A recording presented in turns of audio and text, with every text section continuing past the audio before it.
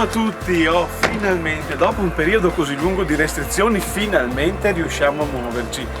Ecco, oggi siamo a Belluno, siamo nel parcheggio Lambioi di Belluno, si sta molto bene, con spazi dedicati al camper.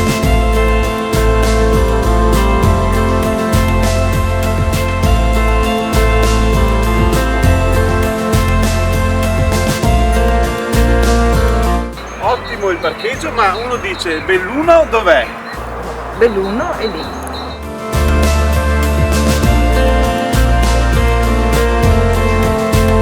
Sì, Belluno è lì, però adesso è vicina, ma voglio capire quante scale dobbiamo fare. Vediamo. Le scale mobili consentono un rapido e comodo collegamento fra la vasta area di sosta di Lambioi e il centro storico della città. In meno di 5 minuti si supera il dislivello di 46 metri dal parcheggio alla centralissima Piazza Duomo. Belluno è un comune italiano di 35.000 abitanti. La parte antica della città sorge su uno sperone di roccia in prossimità della confluenza del torrente Ardo con il fiume Piave, a 389 metri sul livello del mare. Il centro storico presenta molte caratteristiche dell'architettura veneziana, infatti Belluno nel 1404 si consegnò spontaneamente al dominio della Repubblica di Venezia.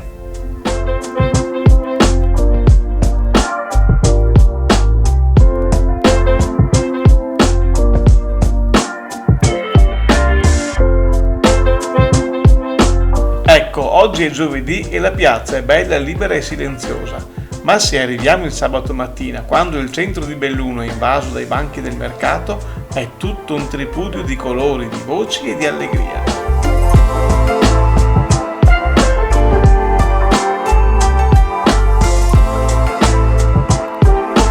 Il Duomo di Belluno presenta una semplice facciata, incompiuta, in pietra a vista con un ricco portale barocco e con due alte finestre gotiche. L'interno della basilica, di aspetto maestoso, ripartito in 3 navate, ha linee rinascimentali anche se l'altezza dei pilastri dà la spinta verso l'alto, tipica delle chiese gotiche. Ariosa e piena di luce è la cupola. Sopra l'abside, semicircolare, troviamo l'affresco di una trionfale Maria Assunta.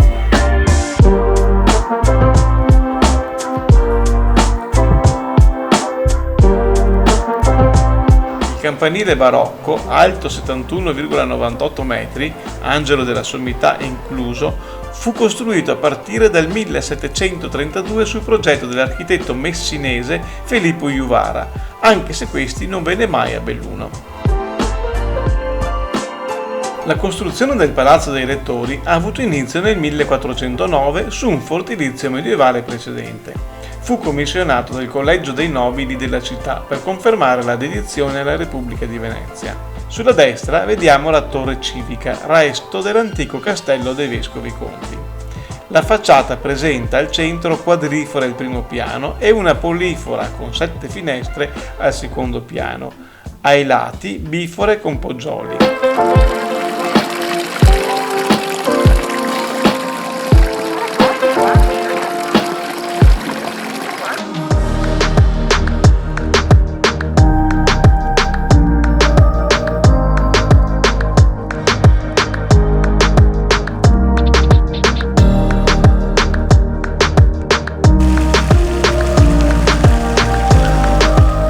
Piazza dei Martiri è oggi il salotto buono della città. È stata nei secoli utilizzata come mercato del bestiame, sede delle numerose fiere cittadine e campo di Marte dove si svolgevano le attività militari.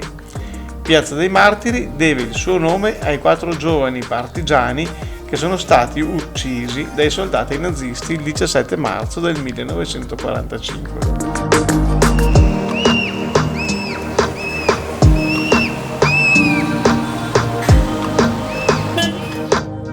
La costruzione della chiesa di San Rocco venne decisa a scopo votivo nel 1530 in onore del protettore degli appestati, San Rocco, la cui statua si trova al centro della facciata. All'interno la chiesa presenta un'unica navata con volte a botte. All'esterno, ai lati dell'ingresso, osserviamo 2 dipinti, a sinistra la Vergine con i santi Cosma e Damiano e a destra la Crocifissione con i santi Rocco e Sebastiano.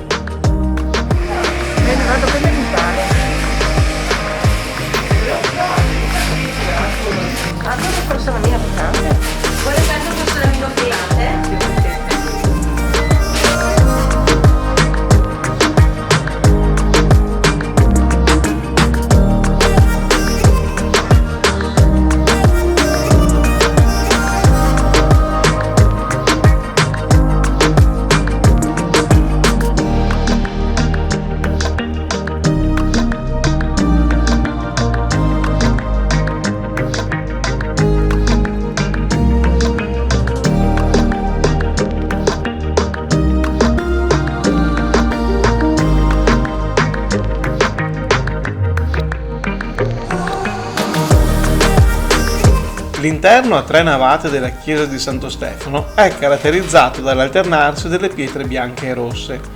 Le colonne hanno diametro diverso per scandire il ritmo delle campate.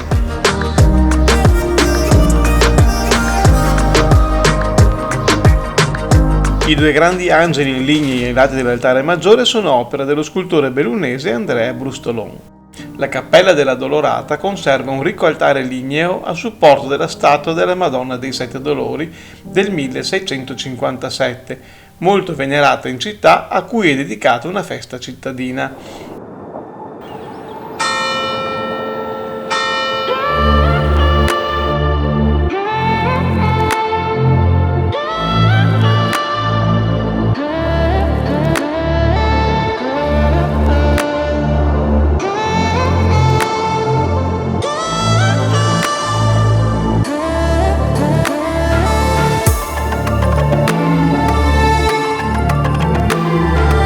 Ed eccoci alla macelleria d'Alfarra, dove ormai da diversi anni veniamo periodicamente a fare la spesa.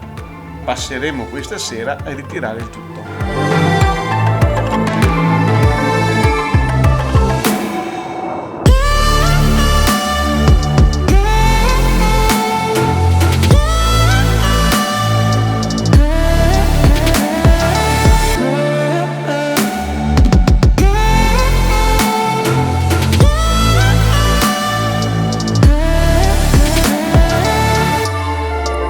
La porta d'Oiona è una delle 3 porte dell'antica cinta muraria di Belluno che si sono conservate fino ai nostri tempi.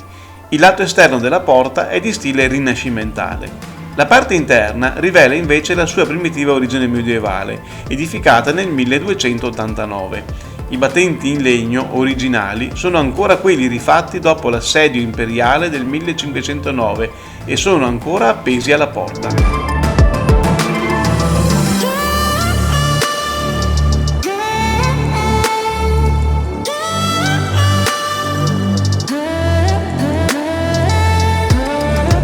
Arriviamo così in piazza Mercato, circondata da portici sui 4 lati dove sorgono i più bei palazzi della città.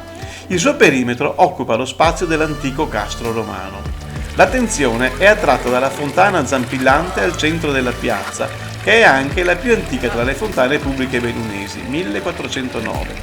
Questa è sormontata da una copia della statua di San Lucano, perché quella originale è stata rotta dai vandali nel 1983.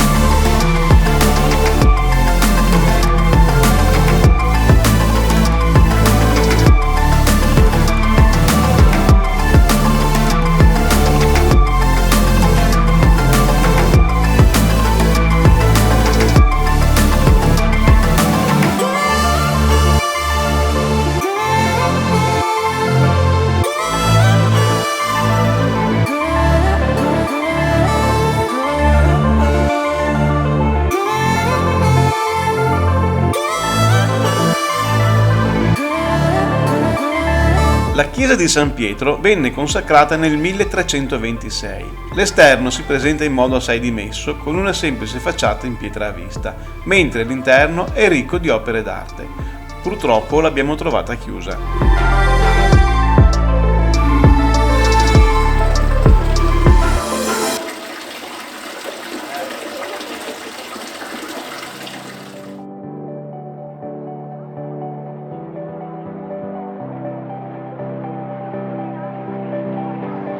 Porta Rugo è lo storico accesso meridionale alla città dall'antico porto fluviale di Borgo Piave. Del complesso originale rimane l'arco acuto interno tardo duecentesco, attraverso cui entrarono il primo rettore veneziano Antonio Moro nel 1404 e l'imperatore Massimiliano d'Asburgo nel 1509. La nicchia centrale tra i 2 stemmi contiene ancora la base con le zampe del leone di San Marco abbattuto dai rivoluzionari giacobini nel maggio del 1797. Superata Porta Rugo si raggiunge in pochi minuti l'antico porto sul fiume, Borgo Piave. Il piccolo borgo era il punto di passaggio di commerci tra il Cadore, Treviso e Venezia. Sulla piazzetta di Borgo Piave si affaccia la chiesa di San Nicolò, patrono degli zattieri ed in generale di chi aveva a che fare con l'acqua.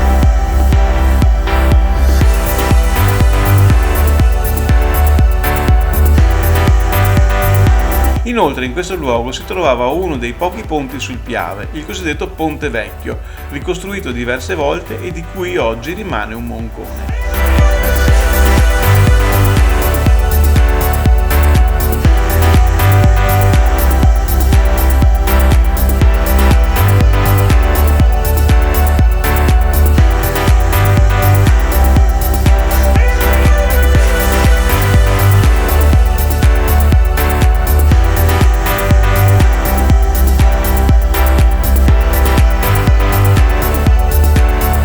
Abbiamo così completato il nostro giro della città, arrivando direttamente al parcheggio Lambioi. Qui si paga dalle ore 8 alle 19, la tariffa anche per i camper è di 80 centesimi l'ora, al massimo 8 euro per 24 ore. Carico e scarico sono gratuite nella zona esterna al parcheggio. Bene, a piedi ci si arriva da lì tramite il cancelletto e uno può portare la tannica e così via. Se uno deve venire con il camper, basta uscire dal parcheggio 50 metri e entrare in questo piccolo parcheggio spiazzale. Qui abbiamo lo scarico, la presa dell'acqua e per terra il pozzetto per le acque grigie o per i vicinanti. Attraversando la strada si scende direttamente al parco sul Piave. È un'area verde ottima per camminare e per rilassarsi prendendo il sole, con spazi anche per fare grigliate. Purtroppo sono ancora in corso i lavori di sistemazione dopo la disastrosa esondazione del Piave dell'ottobre 2018.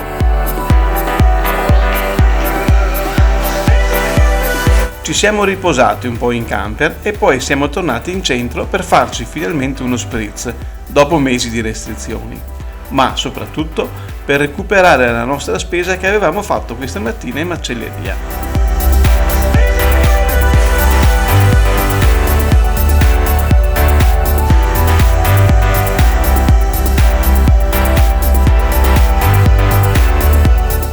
Ebbene, ecco, è arrivata sera, abbiamo fatto la doccia, adesso ci prepariamo a mangiare qualcosa.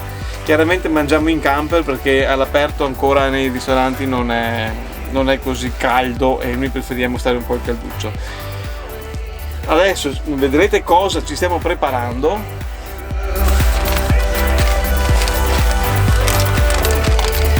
Ecco, queste le abbiamo prese questa mattina dal macellaio qui a Belluno, da Farra. Però uno dice, qui siamo in un parcheggio e quindi non possiamo metterci fuori con il barbecue, dobbiamo cucinarle in camper.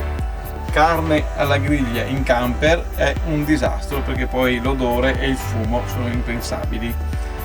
Invece abbiamo preso questo fornetto, si chiama così, che l'abbiamo già provato a casa, è la prima volta oggi in camper, ma a casa ha dato risultati eccezionali.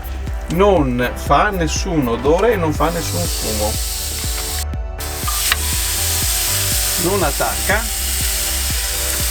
basta veramente una scottatina perché queste vanno mangiate al sangue comunque.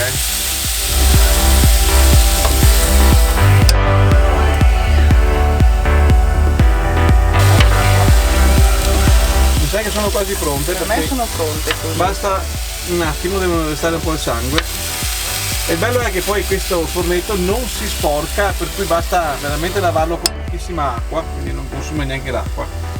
L'abbiamo preso apposta per il camper, fino adesso abbiamo usato in casa perché non si poteva uscire col camper, ma sembra sia proprio una scelta ottima. Ecco fatto.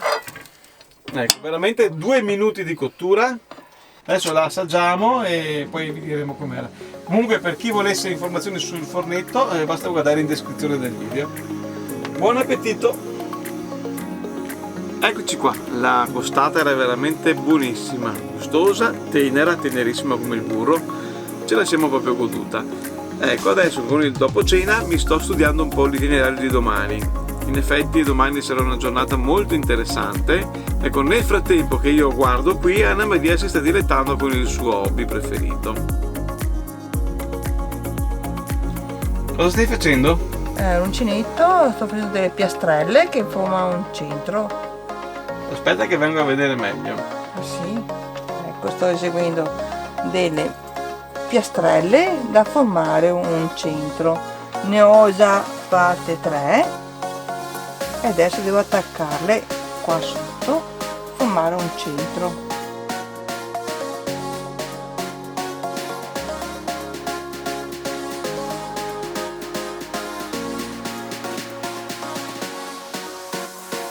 Come avete visto, la serata è movimentatissima.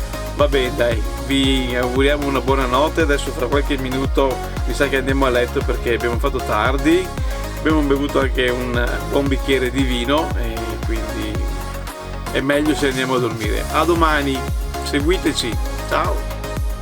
Domani saremo in questo luogo decisamente impressionante perché andremo a capire cosa è successo qui e quali conseguenze ha avuto qui. Ma questo lo vedremo nel prossimo video. Iscrivetevi al canale così da essere i primi a vederlo senza perdervelo.